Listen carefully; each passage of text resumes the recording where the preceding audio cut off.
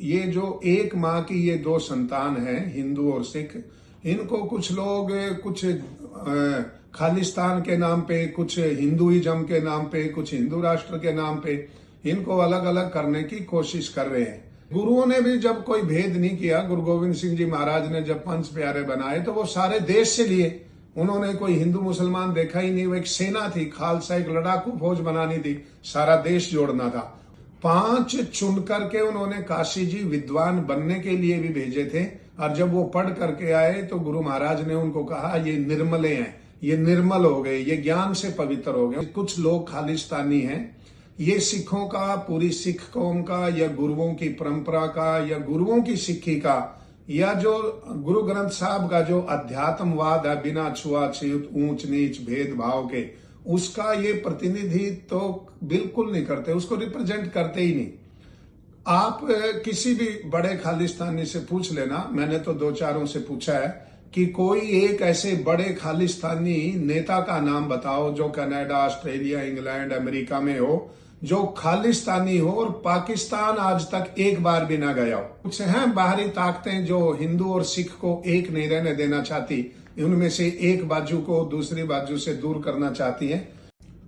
ओम सभी को बहुत शुभ आशीर्वाद। मेरी आज कनाडा से भारत के लिए यात्रा है और 2 महीने पहले मैं लगभग यहाँ आया था। और आज जाते जाते कुछ लोगों ने मुझे कहा कि आप एक संदेश दे करके जाएं। पीछे की कुछ घटनाओं में हिंदू सिख के बीच में कटुता आ गई थी और उसको दूर करना ये आप लोगों का काम है। मैंने भी कहा बिल्कुल सही बात है। तो एक ही माँ की कोख से उत्पन्न हुए बच्चों में यदि किसी प्रकार की कटुता आती है तो माता पिता को खुशी नहीं होती। तो यहाँ ही नहीं, भारत में और सब जगह जहाँ भी हिंदू सिख हैं, ये एक ही माता पिता की संतान है। कुछ लोग अपने स्वार्थ के मारे और विदेशी ताकतों के इशारों पर खेलने वाले इनको अलग अलग करने पे तुले हुए हैं। वो अंग्रेज के समय में भी ऐसे कुछ लोग थे और आज भी कुछ लोग हैं जो बाहरी ताकतों के बलबूते पे ये सोचते हैं कि हम सब अलग अलग हो जाएंगे। पर ये हिंदू सिख आपस में भाईचारा इतना मजबूत है कि इसको कोई दूर कर नहीं सकता। कुछ लोग बीच में कुछ दिन के लिए कुछ हेरा फेरी करने की कोशिश करते हैं जिसमें वो सफल नहीं होते। मैं ऐसे कहता हूं कि वो इस प्रकार के जैसे जो लोग हैं वो केवल अपने आप को सिख कह सकते हैं, गुरु सिख नहीं कह सकते। असली गुरसिख कौन है? असली गुरसिख गुरुओं ने भी माना और सब मानते हैं, वो है जो गुरुओं की शिक्षा को माने। गुरुओं का शिष्य वही कहलाएगा जो गुरुओं की शिक्षा मानेगा। तो गुरुओं ने तो कोई जात पात, ऊंच नीच भेद, हिंदू कोई सिख के नाम से कोई चीज बनाई नहीं। और यदि वैसे भी माने कि कुछ लोग जैसे भाई कान सिंह नाभा वाले जैसों ने कहा कि हम सिख नहीं है, कान सिंह जैसे लोग अपने आप को, हम हिंदू नहीं है, तो कान सिंह जैसे लोग अपने आप को कह सकते हैं कि हम हिंदू नहीं है, उनको कोई रोकता नहीं है। और यदि कोई अपने आप को अलग, पर हमारे 10 के 10 गुरुओं में से तो किसी ने ऐसे बोला नहीं कि हम हिंदू नहीं है। गुरु नानक देव जी महाराज हिंदू थे, उनके रिश्तेदार हिंदू थे, माता पिता हिंदू थे, उनकी पत्नी हिंदू थी, उनके बच्चे हिंदू थे, उनके तो सब रिश्तेदार हिंदू थे। वो बेदी थे। बेदी के बाद में फिर अगले गुरु थे वो त्रेहन थे, वो भी हिंदू थे। उनके अगले गुरु भल्ला थे, वो भी हिंदू थे। उन्होंने कभी नहीं कहा कि हम हिंदू नहीं है। इवन 10वें गुरु से पहले गुरु तेग बहादुर जी को जब आकर के कोई बड़े को ही अपनी कथा सुनाएगा, कोई लोग राजा महाराजाओं के पास नहीं गए, आध्यात्मिक पुरुषों के पास में आकर के, ऋषि मुनियों के, गुरुओं के पास आकर के अपनी कथा सुनाते हैं।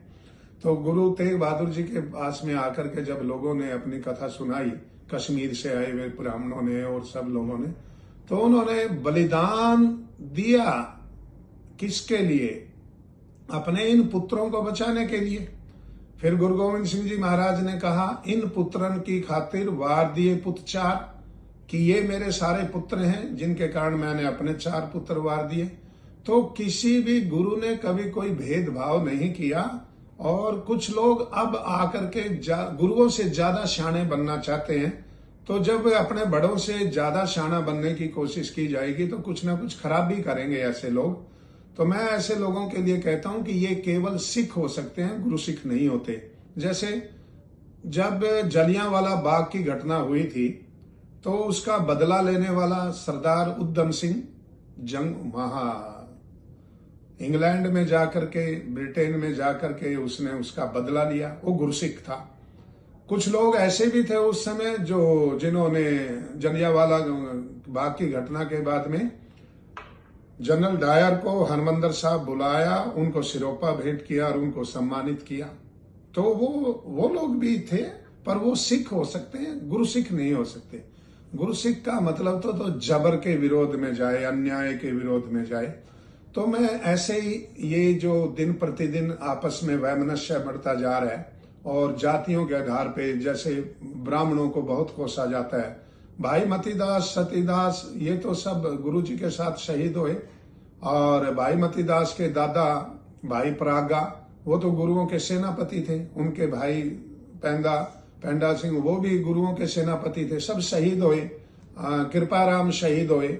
और एवं जब एक और अब सामने निकल करके यार ये बात, इतने दिन गंगू ब्राह्मण कह करके और ब्राह्मणों के ऊपर आक्षेप किए गए, तो गुरु गोविंद सिंह जी महाराज के साहिबजादे और उनकी माता गुजरी, इन तीन को अब किसने हवाले किया नवाब सरहिंद के नवाब के, ये भी बात अब सिख विद्वानों के मुख से ही निकल करके आ रही है कि उस समय गुरु के मसंद थे भाई धुम्मा और दरबारी। तो उन्होंने कुम्मा मस्की से गुरु के साहिबजादों को लिया था।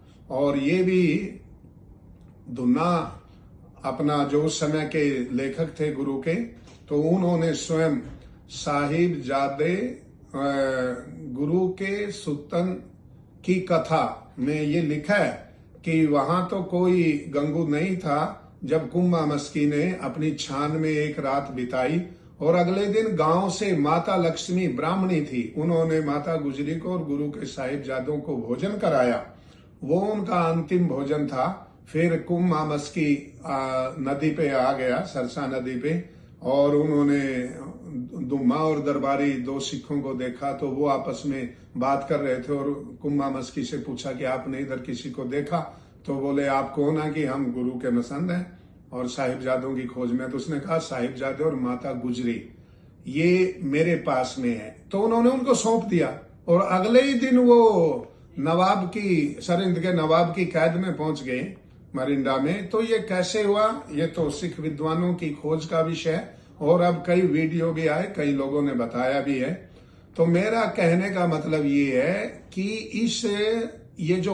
ये जो एक माँ की ये दो संतान है, हिंदू और सिख, इनको कुछ लोग कुछ खालिस्तान के नाम पे, कुछ हिंदुइज्म के नाम पे, कुछ हिंदू राष्ट्र के नाम पे इनको अलग अलग करने की कोशिश कर रहे हैं। ऐसा नहीं है। खालिस्तान वाले भी अपने आप को कह सकते हैं, पर मैं उनको भी कहता हूं कि वो गुरसिख नहीं हो सकते, वो सिख हो सकते हैं। सिख होने में और गुरसिख होने में बहुत अंतर है। सिख होने में तो केवल दाढ़ी रखें, केवल आप पगड़ी पहने और कोई ककार धारण कर ले, पर गुरसिख होने में तो आपको अपने अंदर का भेदभाव का जो राक्षस है वो मारना पड़ेगा। वो मारेंगे तो सब कुछ एक दिखेगा। जैसे गुरुओं को ना मुसलमान दिखा ना कोई और दिखा, और गुरु गोविंद सिंह जी महाराज ने तो नबी खान को भी अपना पुत्र माना है, उनके भाई को भी। तो ऐसे गुरुओं ने भी जब कोई भेद नहीं किया। गुरु गोविंद सिंह जी महाराज ने जब पंच प्यारे बनाए तो वो सारे देश से लिए, उन्होंने कोई हिंदू मुसलमान देखा ही नहीं। वो एक सेना थी, खालसा एक लड़ाकू फौज बनानी थी, सारा देश जोड़ना था। और पंच प्यारे ही नहीं बनाए, हम केवल एक ही पक्ष याद रखते हैं। 5 चुन करके उन्होंने काशी जी विद्वान बनने के लिए भी भेजे थे, और जब वो पढ़ करके आए तो गुरु महाराज ने उनको कहा ये निर्मले हैं, ये निर्मल हो गए, ये ज्ञान से पवित्र हो गए। उनके हाथ से भी, जैसे पंच प्यारों के हाथ से गुरु जी ने अमृत लिया, ऐसे ही इतिहास की पुस्तकों में ये भी लिखा है कि वो जो 5 निर्मले काशी से पढ़ करके आए थे, वहां से भी गुरु जी ने उनको ऐसे ही व्यवहार किया जैसे 5 प्यारों के साथ में किया था। तो मैं कहता हूं ये कुछ लोग खालिस्तानी हैं। ये सिखों का, पूरी सिख कौम का, या गुरुओं की परंपरा का, या गुरुओं की सिक्खी का, या जो गुरु ग्रंथ साहब का जो अध्यात्मवाद है, बिना छुआछूत ऊंच नीच भेदभाव के, उसका ये प्रतिनिधित्व तो बिल्कुल नहीं करते, उसको रिप्रेजेंट करते ही नहीं। आप किसी भी बड़े खालिस्तानी से पूछ लेना, मैंने तो दो चारों से पूछा है कि कोई एक ऐसे बड़े खालिस्तानी नेता का नाम बताओ जो कनाडा, ऑस्ट्रेलिया, इंग्लैंड, अमेरिका में हो, जो खालिस्तानी हो और पाकिस्तान आज तक एक बार भी ना गया हो। एक भी नहीं मिलेगा कि जो अपने आप को बड़ा खालिस्तानी लीडर कहता और पाकिस्तान ना गया हो। तो ये कुछ लोग ऐसे कुछ हैं बाहरी ताकतें जो हिंदू और सिख को एक नहीं रहने देना चाहती, उनमें से एक बाजू को दूसरी बाजू से दूर करना चाहती हैं। तो मैं आपको ये संदेश देता हूं कि गुरुओं ने तो सभी प्रकार की जितनी भी सनातन परंपराएं थी उन सब का वहन किया। गुरु ग्रंथ साहब में हवन का उपदेश भी है, गुरु ग्रंथ साहब में वेद का भी है, स्मृति का भी है, नाम जपने का भी है, बाकी सब भक्तों की वाणी भी है। अब कुछ लोग कह सकते हैं, कहते रहते हैं कि हवन करना तो सिक्खी के खिलाफ है और हवन करना तो घी और लक्कड़ फूंकना है। ऐसा तो नहीं है। गुरुओं ने जब गुरु ग्रंथ साहब में उसका वर्णन किया है, और गुरु गोविंद सिंह जी महाराज तो बहुत बड़े बड़े यज्ञ करते थे, हवन करते थे, यज्ञ करते थे। तो फिर आप घी और लक्कड़ फूंकने का मतलब हवन यज्ञ को बताते हो, तो फिर गुरु गोविंद सिंह जी महाराज पे भी आप तो विश्वास नहीं करते, उन पे भी एक तरह का आरोप लगाते हैं। तो ऐसा नहीं है। बंदा बहादुर ने, गुरु जी ने बंदा बहादुर को कहा कि तुम जाओ बदला लो, साहिबजादों का बदला लो, और उन्होंने अत्याचार मचाया हुआ मुगलों ने, तो उनकी आज्ञा को धारण करके बंदा ने सिख राज कायम कर दिया। पर कुछ अपने ही लोगों ने उनके साथ में भी गद्दारी की और वो पकड़े गए, मारे गए। उनके साथ बहुत सारे सिख मारे गए। उसके बाद में 50,000 लाखों सिख मारे गए। एक एक सिर की कीमत रखी, क्योंकि फरकुसियर डरता था तो बंदा बैरागी से डरता था। छल कपट से उन्होंने उसको मरवा लिया। मरवाने के बाद में फिर सिखों का भी बहुत बुरा हाल किया। ऐसे ही जब गुरु हरमंदर साहब में अब्दाली ने उसको पाट दिया था, कबाड़े से सरोवर को पाट दिया और वहां पर कब्जा कर दिया, तो जो राघव जी थे, राघव जिनको हम जो मराठा सरदार थे, सेनापति थे, राघव जी के नाम से जानते हैं, वैसे उनका नाम राघव है। तो उन्होंने आकर के उन्हीं अब्दाली के आदमियों से हरमंदर साहब का वो सारा कबाड़ा निकलवाया। जैसे तड़फा के उन्होंने मारा था सिखों को, उन्होंने भी ऐसे ही तड़फा करके मारा। तो ऐसा कभी इतिहास में रहा ही नहीं। और 1905 तक तो राम की, कृष्ण की, विष्णु की, देवी देवताओं की मूर्तियां हरमंदर साहब के जोड़ी में चारों तरफ है, उसमें जो घूमने की जगह है गलियारा, उसमें रही है 1905 तक। तो किसी ने नहीं वहां से मूर्तियों को हटाया।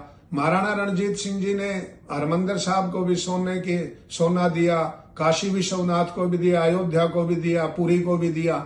और इवन जब वो बीमार हुए, उन्होंने अपने राज पुरोहित से और दरबारी से कहा था मेरे मरने के बाद में जो कोहिनूर हीरा है वो पुरी के मंदिर को दान दे दिया जाए, ये मेरी इच्छा है। ये लिखा हुआ है। तो किसी गुरु ने और महाराणा रणजीत सिंह जी ने और किसी महापुरुष ने कभी अलग समझा ही नहीं मंदिर को या किसी और को। तो 1905 में कुछ थोड़े से अलग अलगाववाद, मैकलाफ का अलगाववाद, जो भाई कान सिंह नाभा वालों के पास में 12 साल रहा, उन्हीं से पढ़ करके, और मैकलाफ ने जो जिस प्रकार का अलगाववाद पैदा किया, वो उसी का शिकार होकर के कुछ भाई हमारे हमसे अलग होकर के कहते हैं कि हिंदू अलग है, सिख अलग है। बिल्कुल नहीं है। मैं ये कहता हूं वो हिंदू ही नहीं है जो गुरुओं की शिक्षा में विश्वास न करे। और मैं ये कहता हूं वो सिख भी गुरु सिख नहीं है जो हिंदुओं को अपने से अलग माने। तो ना हिंदू अलग है, ना गुरु अलग है, और न ऋषि अलग है, न सिख अलग है। हम सब एक हैं। एक नहीं होते तो गुरु की पुत्री का विवाह के जब मुगलों ने हमला किया और गुरु की पुत्री बीरो बीबी रह गई, सारे मतलब हड़बड़ में पद्दर में सारे भाग लिए, पीछे बीबी रहेगी। आगे जाके देखा कि बीरो बीबी तो पीछे ही रहेगी। तो कौन लाया बीबी को वहां से निकाल करके? सिंगा पुरोहित, वो तो ब्राह्मण थे। भाई प्रागा ब्राह्मण थे, भाई कृपाराम ब्राह्मण थे, मतीदास ब्राह्मण थे, सतीदास, और भाई प्रागा तो सेनापति थे। युद्ध विद्या सिखाई गुरु के आगे, छठी पातशाही के आगे बच्चों को। तो जब वहां सरहिंद के किले में बच्चों को, गुरु के साहिबजादों को जिबा कर दिया गया और जगह भी नहीं दी उनको दाह संस्कार करने के लिए, तो जब कहा कि खरीद लें जगह जितनी चाहिए, तो टोडरमल ने खड़ी असरफियां करके, टोडरमल तो गुरु का सिख हिंदू होते हुए भी गुरु के बच्चों के लिए उन्होंने असरफियां, दुनिया की आज तक की सबसे महंगी जगह जो सेठ टोडरमल ने खरीद करके दी थी, खड़ी सोने की असरफियां खड़ी कर करके जितनी जगह चाहिए थी उतनी खरीदी। तो हम सब एक हैं, अलग अलग नहीं है।